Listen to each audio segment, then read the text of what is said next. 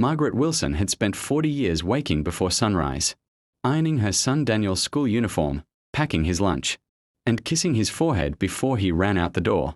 She had worked double shifts at the textile factory, her hands rough from years of stitching and folding, just so Daniel could go to college and live a life she never had. Her husband had died when Daniel was only 9. From that day, Margaret became both mother and father. She skipped meals so he could eat. She wore the same old coat for 10 winters so he could have new shoes. Every sacrifice felt worth it when Daniel graduated with honors and landed a job in the city. For years, he visited her every Sunday. He would hug her tightly and say, "You're the reason I made it, Mom." But things changed after he married Laura. Laura was elegant, fashionable, and ambitious. She didn't like the small, quiet house Margaret lived in. She didn't like the old furniture or the smell of homemade soup. And most of all, she didn't like Margaret moving into their home after she lost her job. The textile factory closed without warning. Margaret walked home that day with a cardboard box of her belongings and tears in her eyes. She had worked there her entire life. It wasn't just a job, it was her dignity. Daniel offered to let her stay with them for a while. At first, Laura pretended to be kind. She smiled politely and said, "Of course, Mom. We'll take care of you." But the warmth didn't last. Laura complained about everything. The way Margaret cooked, the way she folded laundry, even the sound of her footsteps. One evening, Margaret overheard Laura whispering in the kitchen, "She's a burden, Daniel. We are not running a charity." Daniel sighed. "She's my mother. And she's unemployed. We can't afford another mouth to feed." Margaret quietly stepped back into her room, her heart breaking. She told herself it was just stress, that Laura didn't mean it. But the tension grew each day. Laura began locking the pantry. She criticized Margaret for using too much electricity. She even complained when Margaret washed her own clothes. One cold morning, Laura stood in the doorway with her arms crossed. "You can't stay here anymore," she said bluntly. Margaret looked at her son, hoping he would defend her. But Daniel kept his eyes on the floor. "Mom, maybe it's best if you find somewhere else, just until things get better." The words hit harder than any slap. She packed her small suitcase in silence. Every item felt like a piece of her life being folded away. When she reached the door, she turned around. "I never wanted to be a burden," she whispered. Daniel still didn't look up. Margaret stepped outside into the cold, her heart heavier than the suitcase in her hand. The door closed behind her, and with it, the life she thought she had built. She didn't know where she would go, but she knew one thing: she would never forget the sound of that door shutting. The bus stop bench was cold, but Margaret didn't have the strength to move.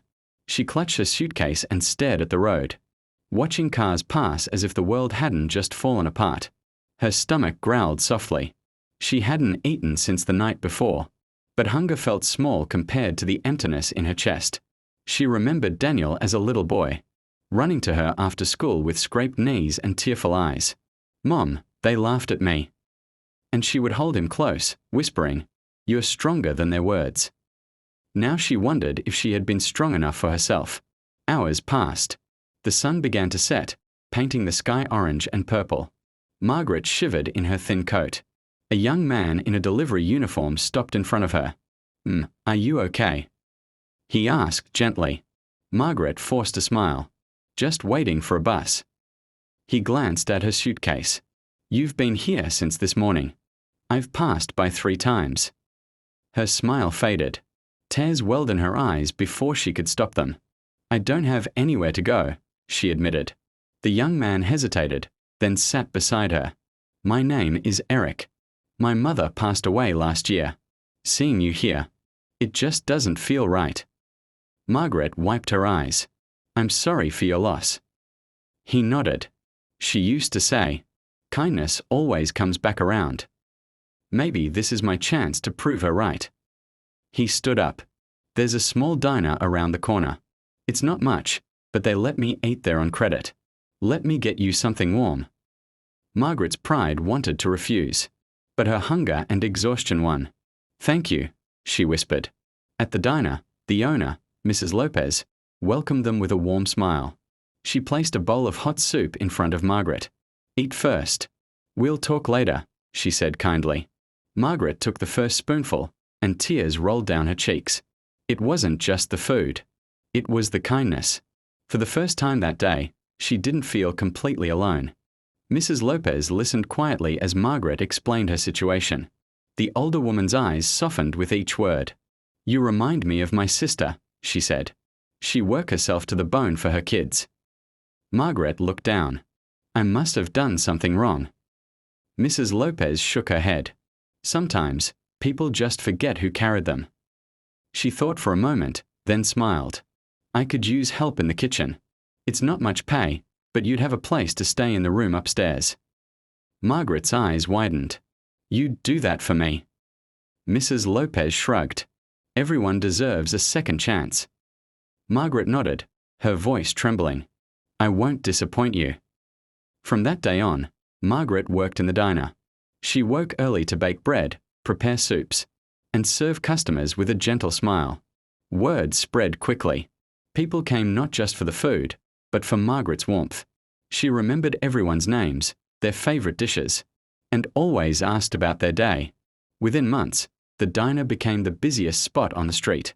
Eric visited often, bringing flowers or helping fix things around the place. He began calling Margaret Mom without even realizing it. One evening, he handed her an envelope. "What's this?" She asked. "Just open it." Inside was a document, ownership papers. Margaret's eyes widened. "Eric, what is this?" He smiled. "Mrs. Lopez is retiring. She wanted the diner to go to someone who truly cares about it. I invested my savings. It's yours now." Margaret covered her mouth, overwhelmed. "I don't know what to say." "Say you'll keep making that soup," Eric laughed. Tears of gratitude filled her eyes. For the first time since losing her job, she felt something she hadn't felt in a long time. Hope. One rainy afternoon, the diner door opened, and Margaret froze. Daniel stood there, soaked from the rain. He looked thinner, older, and more tired than she remembered. "Mom," he whispered. Margaret's heart raced. She hadn't seen him in nearly a year. "What are you doing here?" She asked softly. He swallowed hard. "I lost my job. Laura left. The apartment's gone. I didn't know where else to go." Margaret felt a mix of pain and compassion. He looked around the busy diner. "You did all this?" She nodded. Tears filled his eyes. "I'm so sorry, Mom. I was weak. I let her treat you that way." Margaret remembered the cold bench, the hunger, the loneliness. But she also remembered Eric, Mrs. Lopez, and the kindness that saved her. She walked closer and placed a hand on Daniel's cheek. "I was hurt," she said gently. "But a mother's heart doesn't stay angry forever." He broke down, crying like the little boy who once ran to her with scraped knees. "I don't deserve your forgiveness." "Maybe not," she said softly.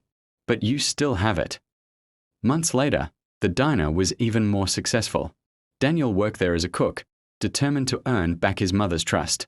He arrived early, stayed late, and never complained. One evening, the diner closed early for a small celebration. Eric walked in holding a cake. "What's the occasion?" Margaret asked. He smiled nervously. "Actually, I have something to say." He got down on one knee. "Margaret, you've been the mother I lost, and I'd be honored if you'd officially become part of my family. Will you adopt me as your son?" Margaret laughed through her tears. "Yes, of course."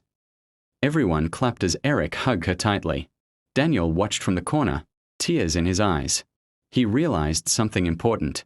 Love wasn't about blood. It was about actions, kindness, and second chances.